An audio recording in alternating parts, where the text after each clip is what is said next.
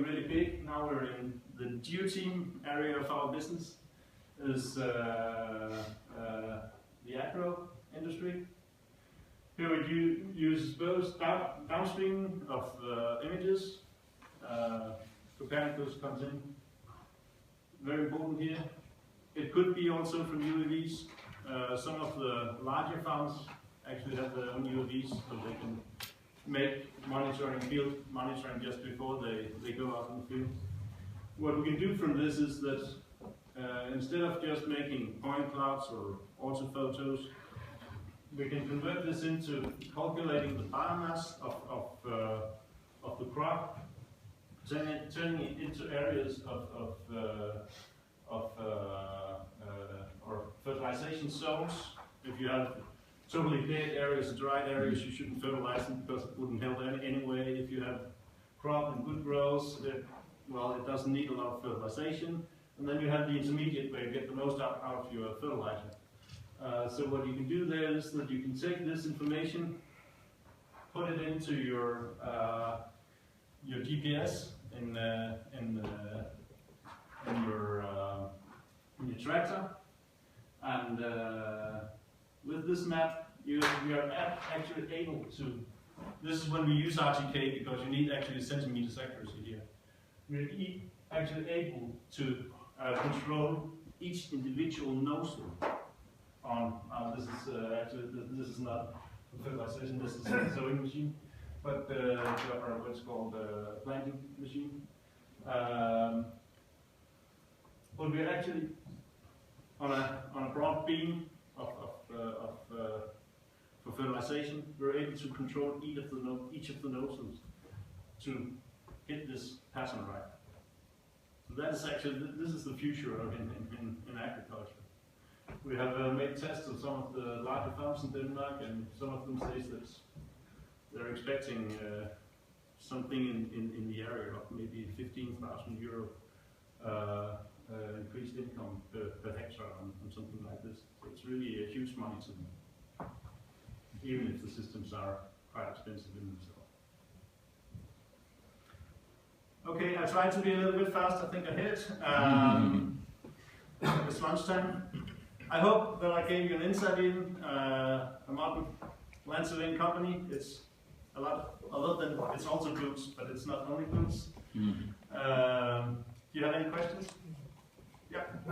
I'm not sure whether the RTK system is it a public good or is it a commercial product? It's commercial. The thing in Denmark is that we started this commercial system. Leica is having another commercial system, and what was called then KMS started up a public system that you still have to pay for. So we were actually three competitors. Today it's only the two commercial systems that are left actually. KMS is running a very few base ground control points for geotechnical observations and research. But today we have two commercial systems left. That you subscribe to? Yeah.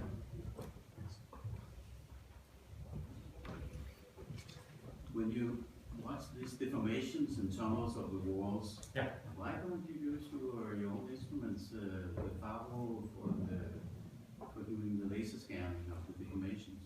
Sometimes. Was that because of the task did not require that, or? Well, you could say if you use a FARO scan, what we really want here is to have 24/7 surveillance. If you have a laser scanner, you could do that.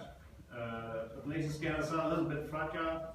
They're very expensive, okay, and you need a visual line of sight to use the laser scanner. So really, this area is not a place where you want to put anything. What we do here is that we actually build the interviews into the piles.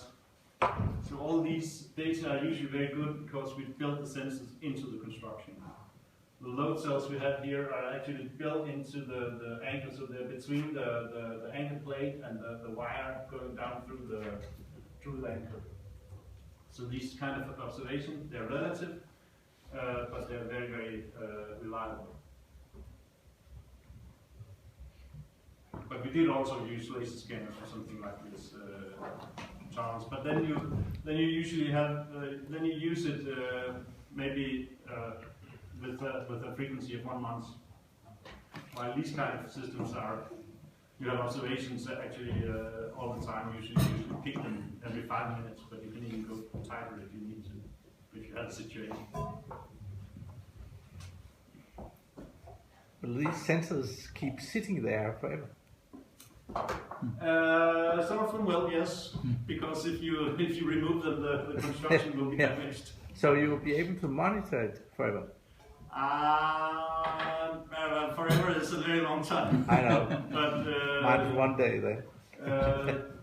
Some of the sensors that we're using are actually designed to be able to run for 50, 60 years. If you build them into big constructions and stuff like that, then they become quite expensive. So we only use these kind of sensors if they're really needed. Will there be an interest in monitor them for a longer period? Yeah. After the construction is finished. Certainly. Yeah. Right now today, it was raining this morning, but I don't know if you realized last week that we had some troubles with the water in Copenhagen. Right now we're monitoring some of the old sewers, main sewers in Frederiksberg. These are with dimensions of 3 meters. They are more than 100 years old. The concrete is, well, it's kind of old. And so what they do is that they recoat it, and then we actually install sensors in the sewers. And these sensors are designed to last for 20, 50 years. So sometimes we do it. Obviously, the sewers is not a place you want to go under the stuff. That's why I picked this one, so my colleague is doing the other one. Right. Thank you, Søren.